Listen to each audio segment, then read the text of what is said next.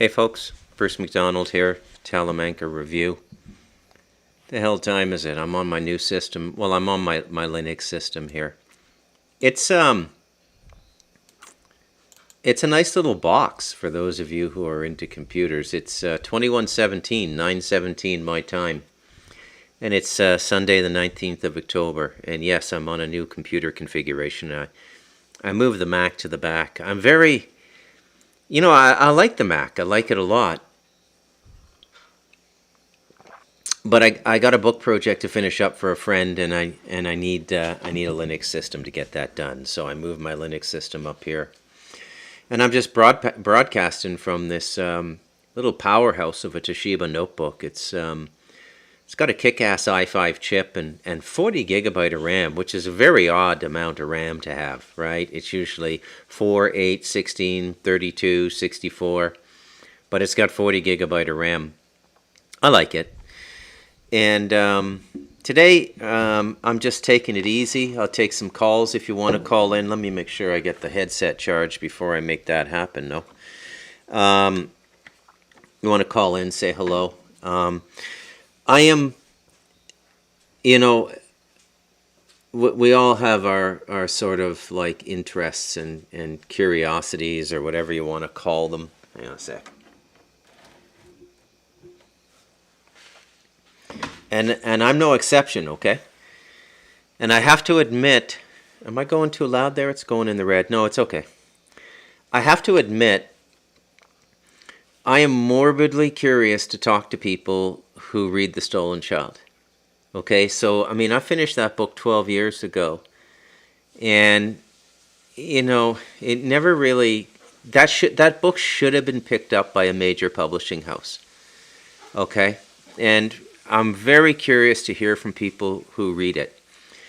That means you, Kevin Tabor. And you can call me off air. It doesn't have to be on air. You can call me off air. That's fine. But that... there it goes. That's The Stolen Child. So, there's only 2 books I've ever written in my life that I don't know how to describe what I went through writing them. But I can tell you what other people saw.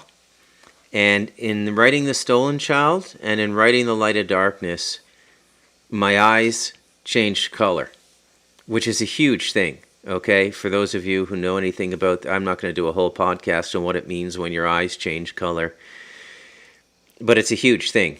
It's like a human equivalent of the reptoids getting the slit eye, when they kind of do that reptilian thing. And that's real too, by the way.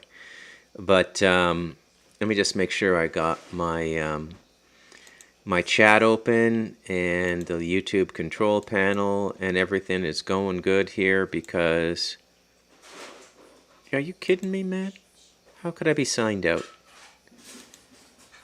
Are you kidding me, man? New system. So,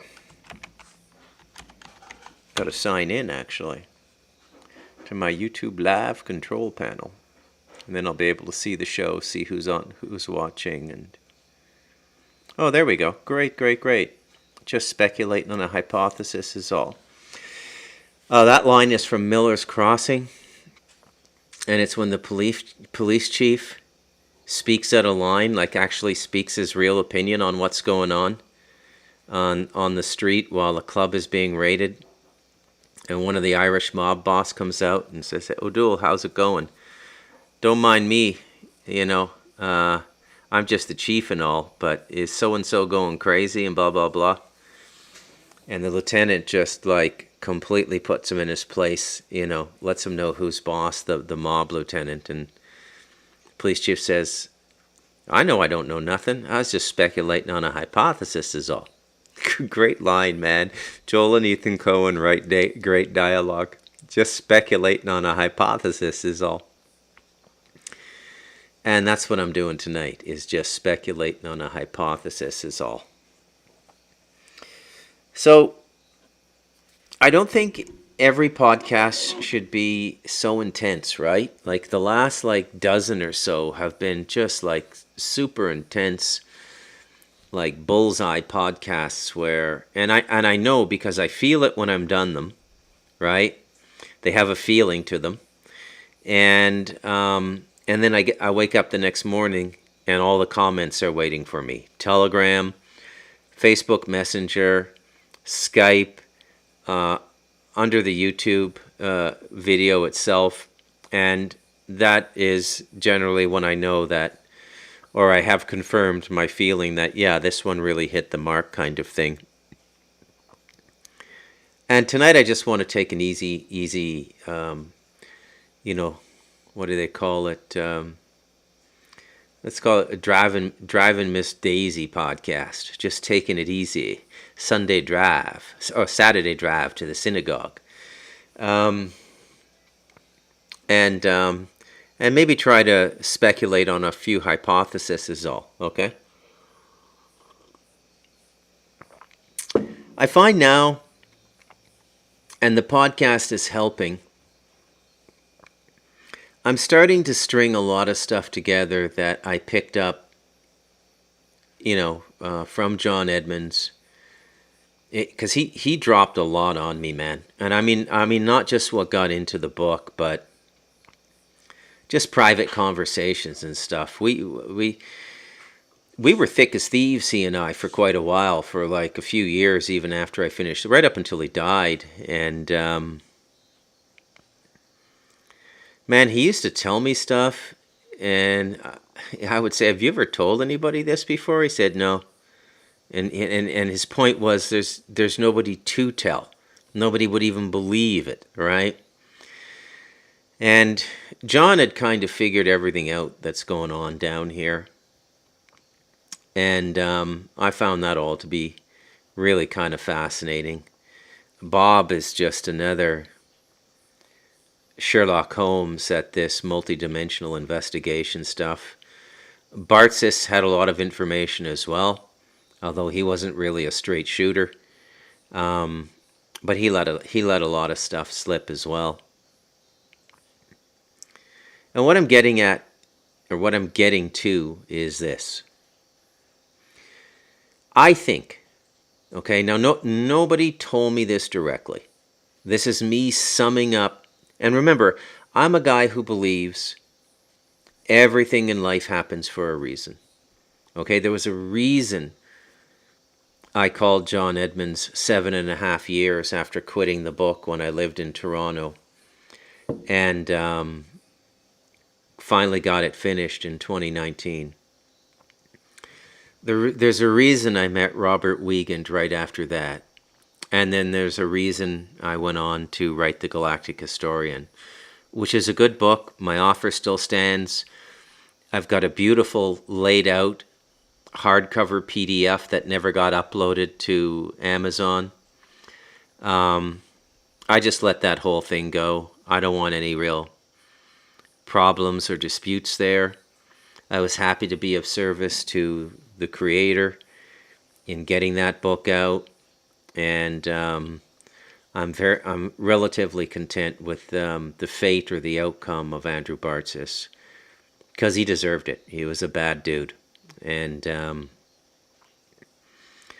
so I have this mountain of information, and then to top it all off, there's my story at the end of it all, which is The Devil and Us: A Memoir of You and Me, which was the termination of a family curse that had been going for I don't know how long, like multiple generations. Those of you who've read the book, you know. And now I broke that curse for myself and hopefully for my son, if he takes the opportunity, but you have to accept the opportunity of releasing yourself from the curse. So he has for the most part. But these things are real bloodline curses, okay? And I had one for sure.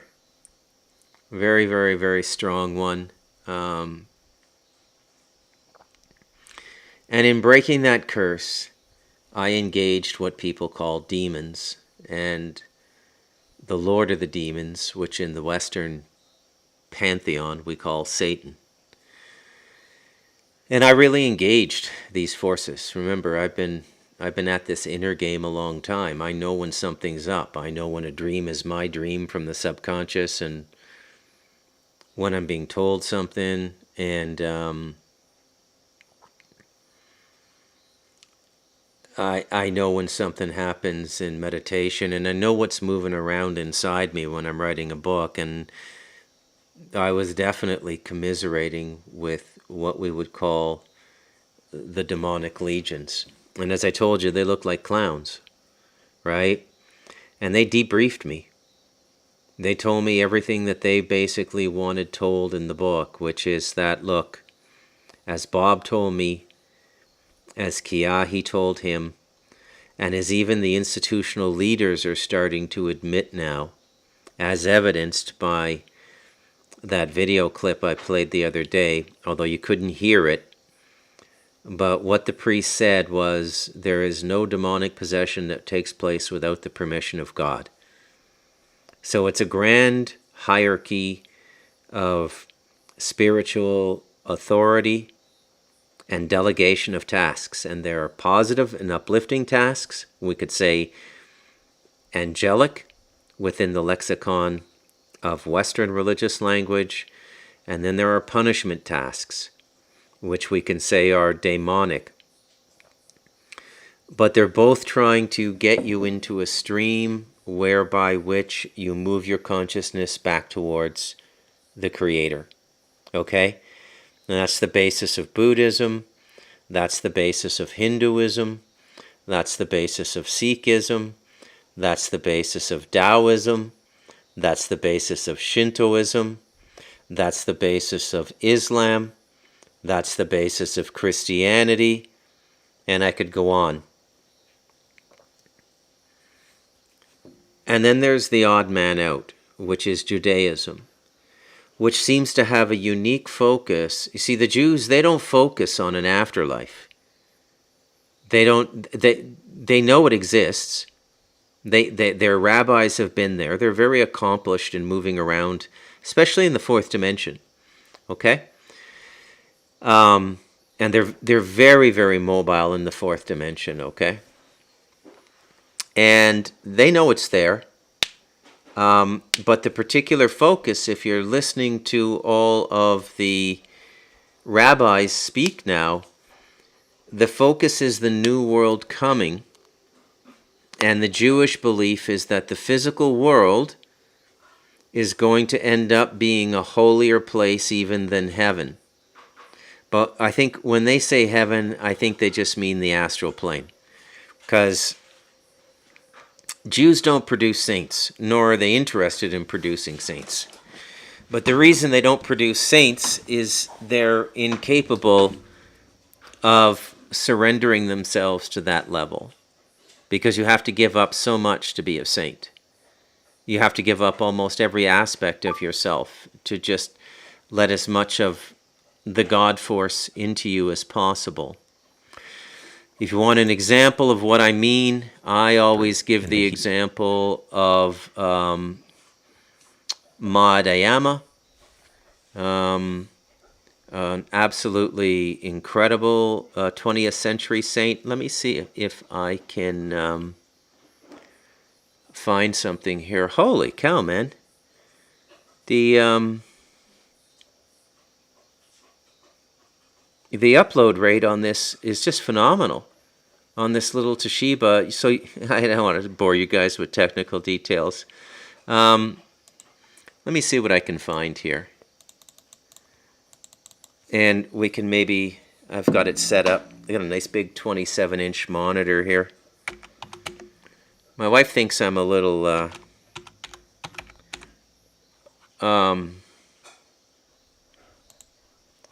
OCD about computers, and she might be right.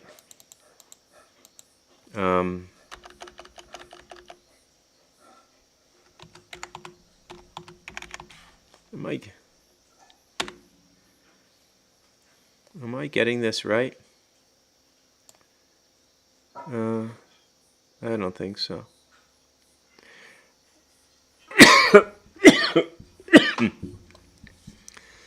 Anandamaya Ma Arya. No, that's not it. All right, I'm not prepared to do this. But remember, I'm not taking podcasting all that seriously tonight. I'm just going to have a good time and not worry about it all. So, getting back on track, I wanted to kind of talk about putting this whole thing together and what's going on down on this planet. And sometimes it can take quite a while to put something together. Like to put an idea together, to put a thesis together about what's really going on down here. And then, you remember how I told you about awakened imagination? Yeah, so what'll happen is something will pop into my head that I've known for the longest time. But Spirit wants me to take another look at it. Take another look at this, okay? And re-examine it in context to what you now know, is what I'm being told to do by Spirit, okay? So re-examine it in context to what I now know.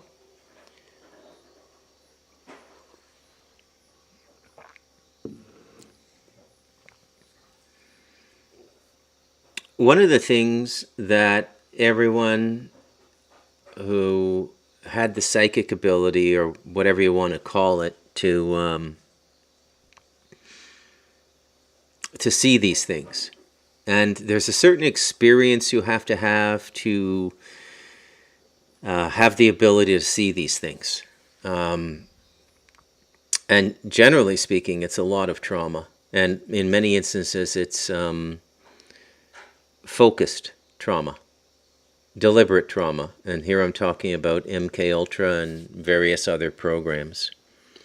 Especially the early versions of it, it almost uniformly produced psychic ability in the people who went through the programs. And they generally get a very clear vision of what's going on, because there's nothing obstructing their vision. There's no sentiment, there's nothing. And so they give you a pretty good picture of what's going on. And the general idea from everybody I dealt with in this world, in these topics, is that this world and this race is a kind of experiment. Like, we're being deliberately grown here. And I know a lot of you also watch or listen to Cliff High. And I know that because a lot of you send me his videos and said, "Hey Bruce, have you watched this?" Cliff is saying something very similar to what you're saying. And the fact is, I don't watch a lot of Cliff High. I respect him. Got a very unique way of decoding reality. He's kind of a mad genius. Okay, I do respect the guy. But I've always found him a little bit too much head, too little heart. Okay? And that's just my own feeling. You're free to disagree with me. We all have preferences, right? Potato, starch, bread, or pasta. You choose. Choose your starch. But I did watch Cliff High's latest today at the request of a friend. And I was quite startled to hear some things that I have never heard anybody else say before. Had you been up on this mountain for the 4 months Bob Wiegand was here, you would have heard some of the stuff that Cliff was talking about.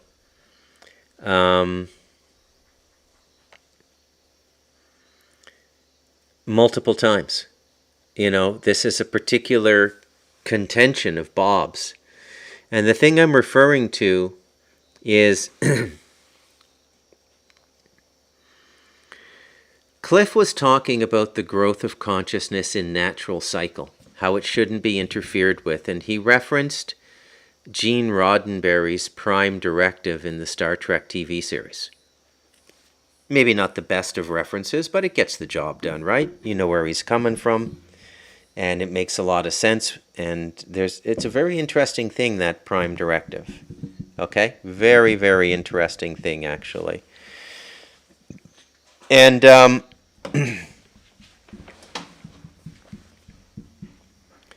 the theory is that if an advanced species comes in and mucks about, in the end it's not going to do us any favors and it's going to create more problems than it solves. But this is where I got to bring in what I learned from John and Bob and Bartzis. And I got to kind of put my own spin on it as well. For this particular context in how I'm referencing Cliff High. So, you guys have heard me say, okay, that... Okay, so I'm not sure Cliff knows that this is an experiment down here. That this human race has never been an original universal evolution. In this, and remember the title of today's podcast, I'm just speculating on a hypothesis is all. I know I don't know nothing. This has never been a normal unfoldment, this human race. We have been an experiment since the very beginning. We were an experiment 50 million years ago. The Lemurians used to be here. And the Lemurians, they have a completely different constitution than us. Like, I mean, they're not like us the way... They're just completely different. They're coming off of a more crystalline life force, okay?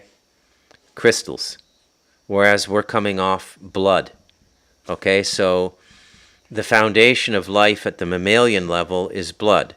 The foundation of life for the Lemurians is crystals.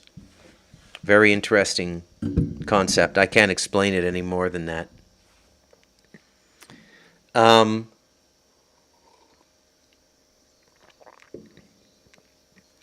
There's something about this planet that has always drawn other races in.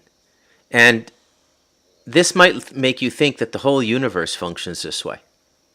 That every planet is operating under a similar authority, that the people aren't autonomous evolutionary phenomenon in their solar system, on their planet, in their solar system, in their galaxy, in this universe. But I think autonomous evolution is more the norm. I think the exception is planet Earth. And you got to tie a lot of stuff together to understand what it is that I'm trying to say tonight. Any of you familiar with Alex Collier, the Andromedan contactee, or that's what he claims to be anyways? Andrew claims that the Andromedans told him that human beings are the product of 22 different genetic combinations of different extraterrestrial races. Okay? So we are a bred sentient being. So there are no natural dogs left on the earth. You know, I suppose you could say the wolf, the coyote, and the fox are the original dog, and jackals, and hyenas. The list just keeps going on and on. But when you look at the world of dogs in human life, they're all bred. Okay, so my American Staffordshire Terrier, aka the Pit Bull, is a bred dog. And the American Staffordshire Terrier was a variation on the British Terrier, Staffordshire Terrier. And those were farm dogs, and they were particularly good. So all of the terriers were bred for farm work. The little Scotch Terriers are better ratters than cats. They love to kill rats, and they don't dawdle. They just pick the rat up, break its neck real quick, spit it out, throw it down, and look for the next one. So it's not even hunting or food. They were literally bred to kill rats. And as you get into the larger terriers, like the American Staffordshire Terrier, that was bred for larger vermin that might bother a farm, like gophers, groundhogs, badgers, and to protect livestock. But it was bred. And it was bred for its fighting qualities, its ferocity, and its stamina, and in endurance in terms of its ability to cope with pain. The German Shepherd is a bred dog. I mean, dog breeding, it's everywhere. You could actually, and nobody's written this book yet, but you could write a book on the way various empires bred dogs for warfare. Okay, so the Romans, they had what we would call the Rottweiler now, I believe, was their dog. The French had a certain kind of dog that was bred to go out with the soldiers. Spanish had very, very fierce dogs. I'm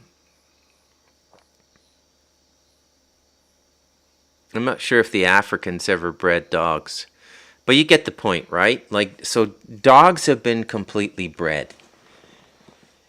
So if you wanted to find the root of dogs now, you'd have to go in a time machine and go back and look and say, okay, where did dogs come from?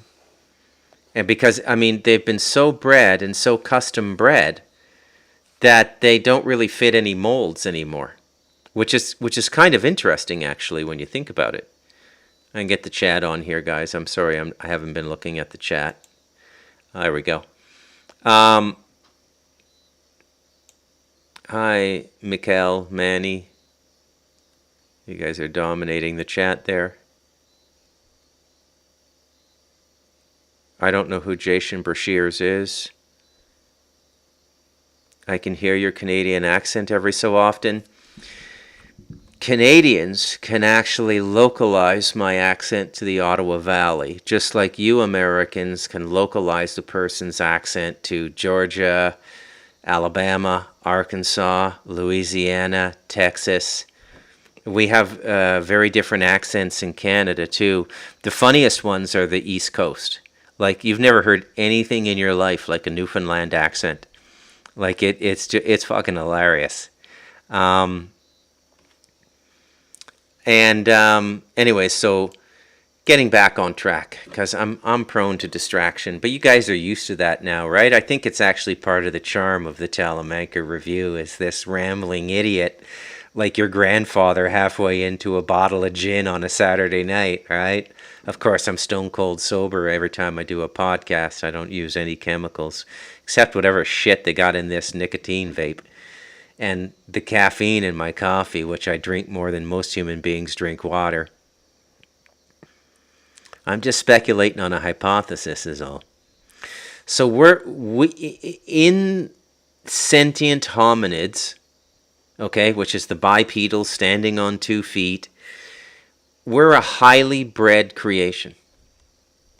And so you got to ask yourself, why if Alex Collier is right, and I think he is, by the way.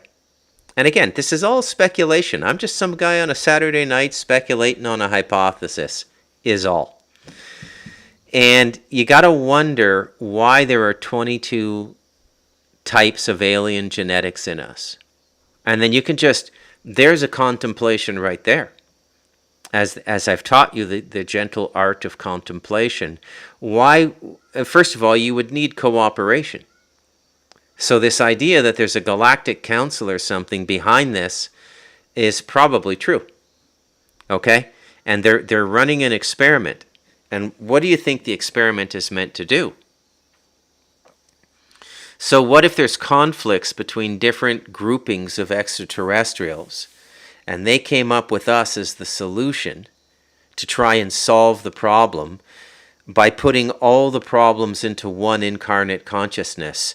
So we've got the angelic genetics of the higher order light-based beings, and we've got the reptilian genetics. We've all got the reptilian genetics, right? We all have the reptile brain. Maybe we were created to solve this ancient conflict between humans and sentient hominids originating from reptiles, and sentient hominids originating from what we would normally call the human form. Well, what would be the advantage of that? Well, by creating, first of all, you need the DNA connection to incarnate into the skin suit. You need the vibrational connection. Okay? So there's a bit of science to spirituality in the lower levels.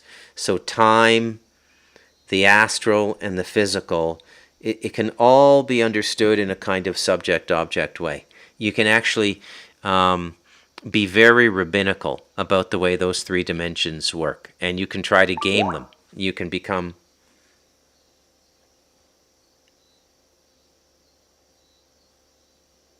Yeah, Prometheus.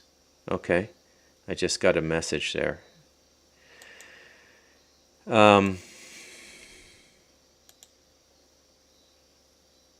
Yeah, Prometheus. It's you're referring, of course, to the aberrant film in the Ridley Scott Alien franchise. Prometheus is actually part of that movie. It takes place in the same sci-fi and storytelling reality, but the actual alien creature isn't in that movie.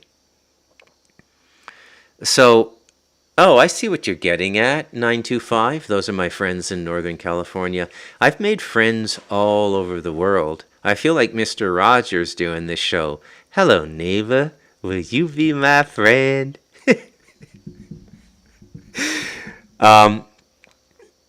So anyways, I mean, you can do your own contemplation. And remember the idea of divine or awakened imagination, that when you start to get the right data, it'll connect here in your solar plexus, because this whole human system is a truth-receiving instrument.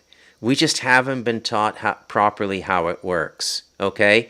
And the people who are supposed to teach us, they just end up fucking us over more, like the priests and the cardinals and the rabbis and the Sanhedrin. They just use that stuff to fuck us over and control us, okay? And that's all that's going on there. Sorry. And I mean, I don't think anybody who's a big fan of the Abrahamic religions is watching the Talamanca Review anyways, so. But that's just all I got to say about that. And so we're kind of an experiment, is the way I see it. And this is very much, and if you're let in on this, you're not allowed to say it. So John Edmonds knew this, and he would drop a lot of hints, but he would never come right out and tell me something. You know, and Bob's the same way, because, and I now know why. Because there are certain rules to the evolution of consciousness, and it's because of what Cliff High was talking about today. That just because you have figured it out doesn't mean you have the right to not allow somebody else to figure it out in their own time. And by the way, I've always known this, okay? And this is why I say stuff like, if you create a super society like 1,000 years ahead of any other human society, you don't have to get all sentimental and take over responsibility for these less evolved societies. You don't have to share what you create with them. You're not being un-Christian if you do that. You're actually being more spiritually correct. The problems we run into is when we encroach on their societies to take away resources that they may use in another 15 or 20 generations when they hit the evolutionary arc where they realize the value of those resources. But we're stripping them of those resources before they get to that point. And I think that's spiritually incorrect. Remember the example I gave, was it last night, where, you know, China building shit for African countries, and, oh, China, you're so generous, but we don't have any money to pay you back yet. Yeah, that's okay. We happen to notice you have some lithium over here in the northwest part of your country, we'll take that. That's abusive too. Okay? There's this law of economy down here where you have to live within your economy. Okay? And you can't break those rules. And now we're in a very dark phase of human history, and this is where certain groups of people who are much more advanced than other peoples, okay? And here I'm referring to our Jewish friends. I mean, let's not be dishonest about this. They're profoundly advanced people.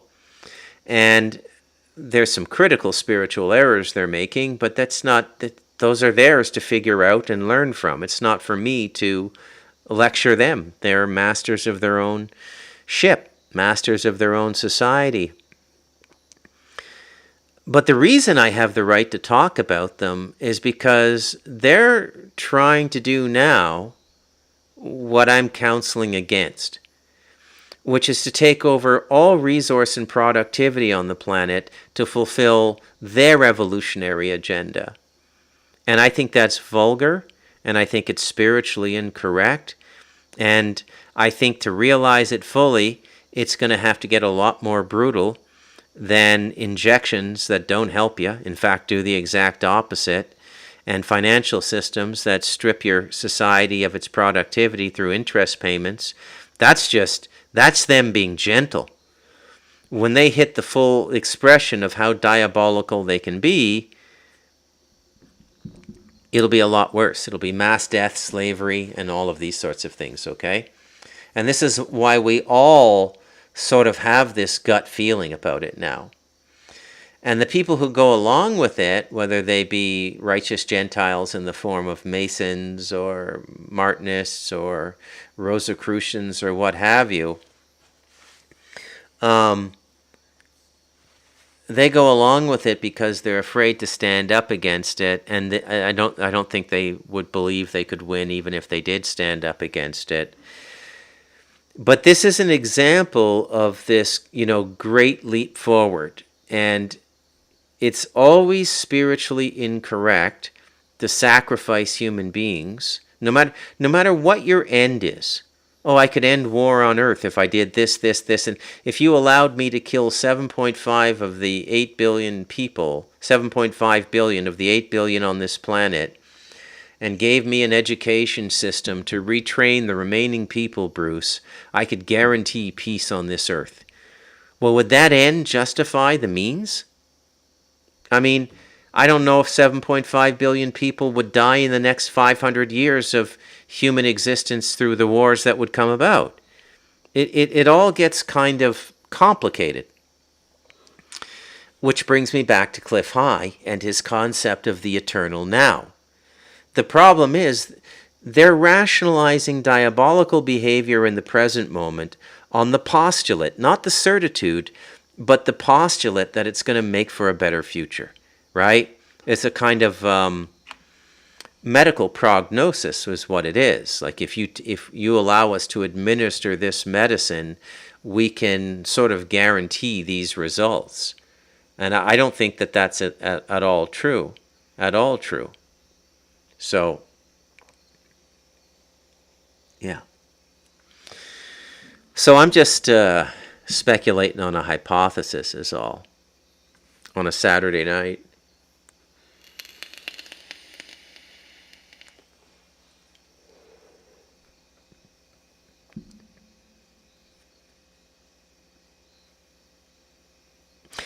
I'll tell you what I think the end of the game is. It's not about physically surviving on this planet and dominating and conquering and going into space materially on ships or anything like that.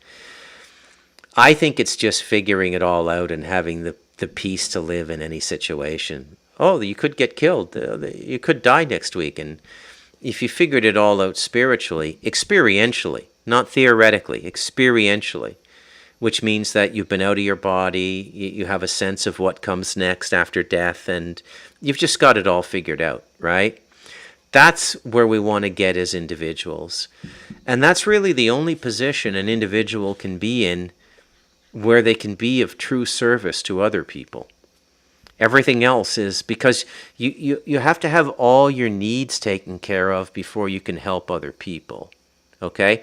This is the original reason why they advocated that priests either be celibate or, a lot of the Protestant ministries, they can get married, right? Because you've either got to commit to not having a woman or get married, because until your needs are taken care of, you can't be of true service to other people. It's one example of what I'm trying to explain here.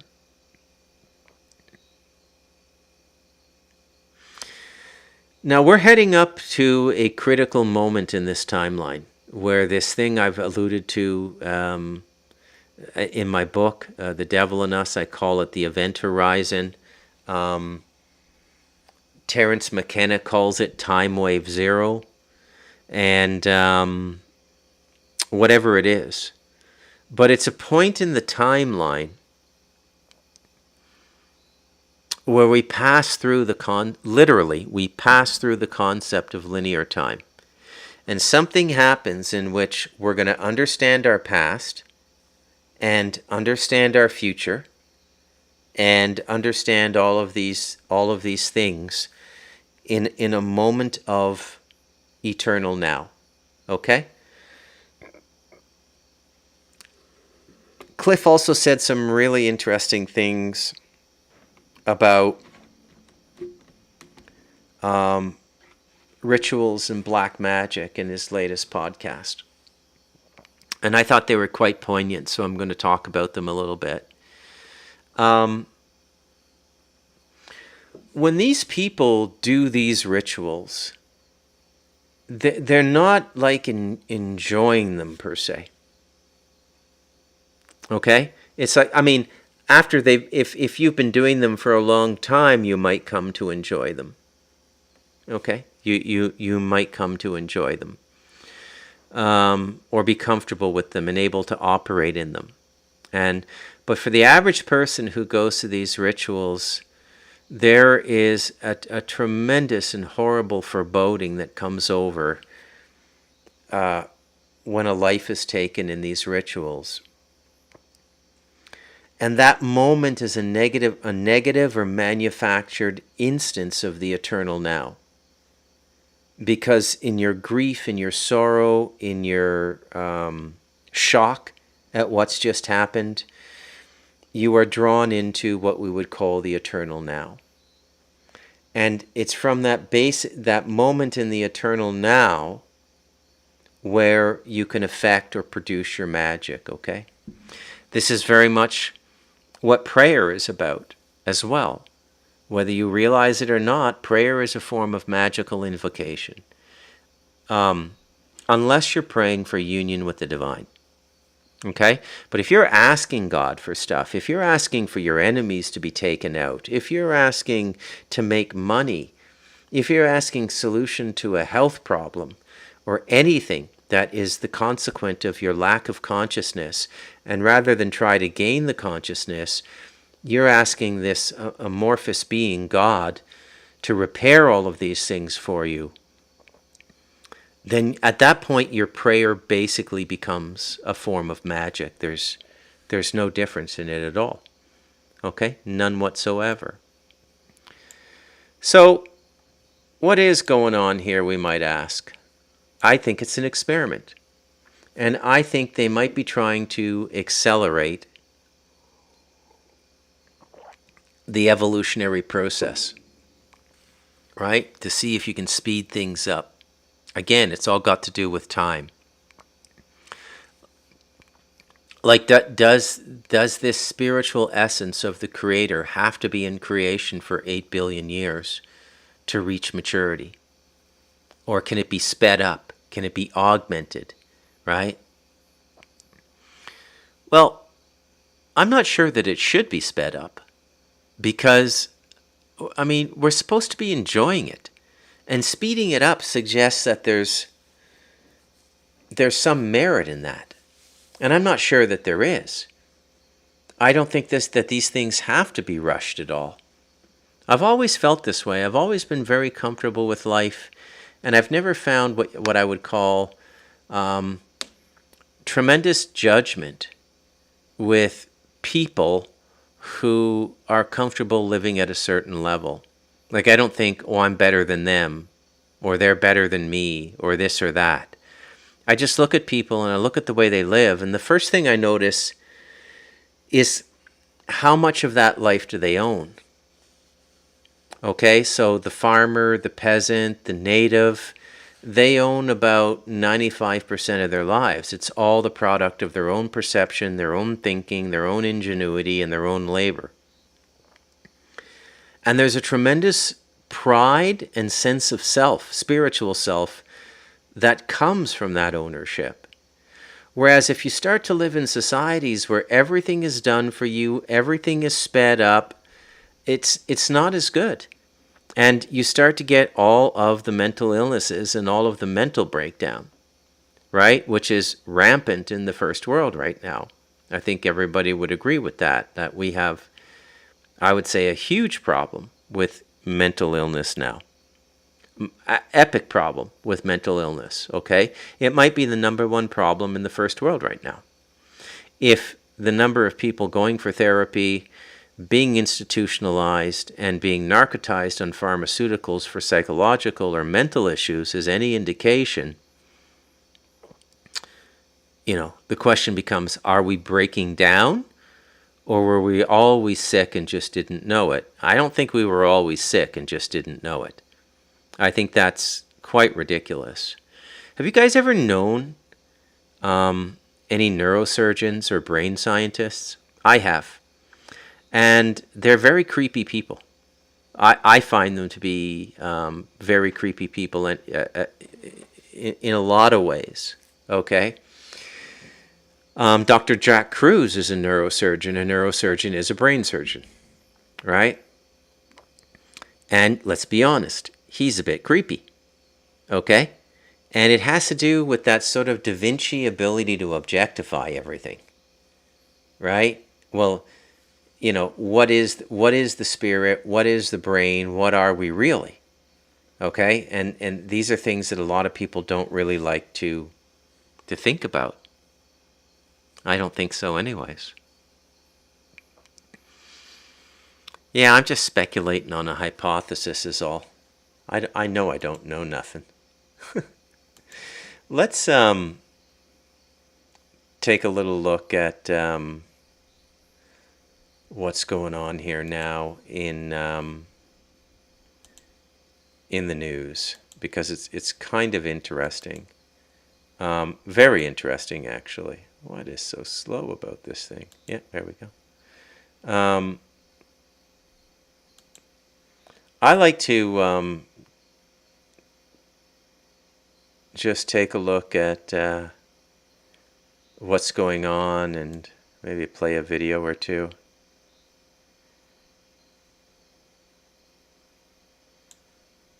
Yeah, this is worth seeing. Okay, let's give this a watch.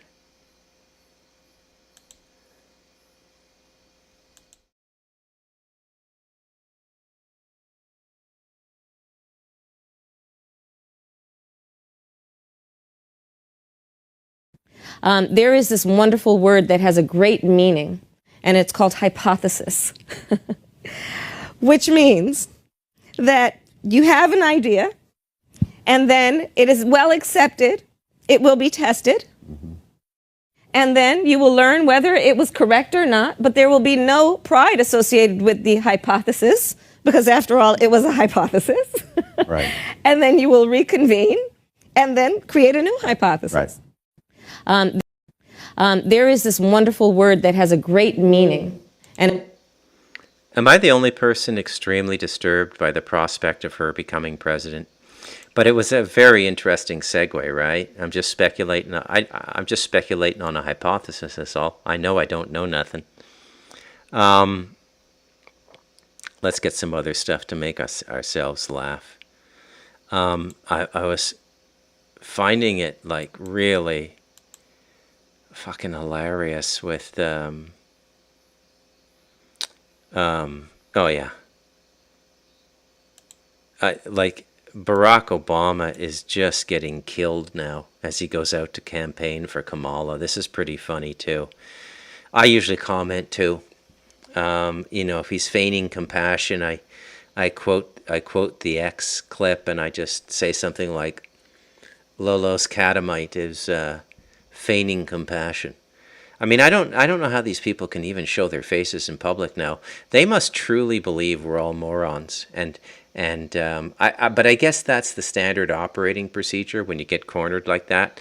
Let's just watch a few of these and we'll call it a night, okay? But this is too good to give up. Donald Trump's plan is to give another massive tax cut to billionaires and big corporations. I remember the economy when he first came into office. I remember those first 2 years were pretty good. Yeah, it was good because it was my economy. Some of y'all remember what it was like in Nevada when I came into office.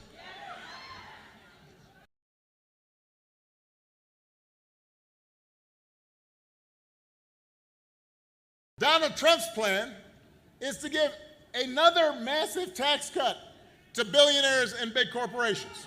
I remember the economy when he first came into office. I remember those first 2 years were pretty good.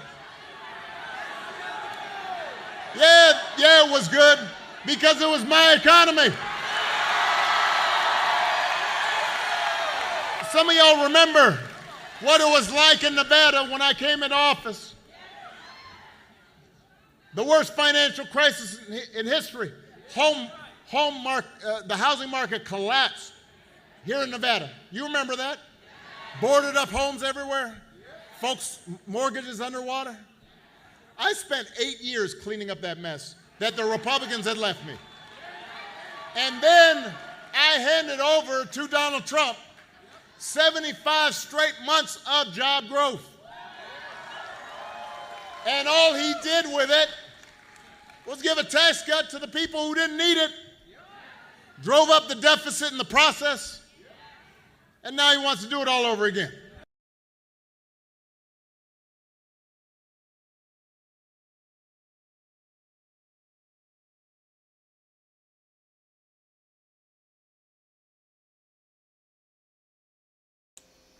Idiot. I don't think that's a very fair analysis because, first of all, Trump isn't a traditional Republican. And all those traditional Republicans, the guys that he's talking about that created, when he came into office, he assumed what we call now, in hindsight, the subprime mortgage debacle or fiasco. And that was done by Cheney, Bush, and Rumsfeld. And coincidentally, Cheney is endorsing Harris. So whether the Carmel Catamite realizes it or not, he just indirectly endorsed Donald Trump there. Anyways, I'm about podcasted out for tonight. I'm at my usual, 50, 55 minutes. So I'm Bruce McDonald, and this has been the Talamanca Review.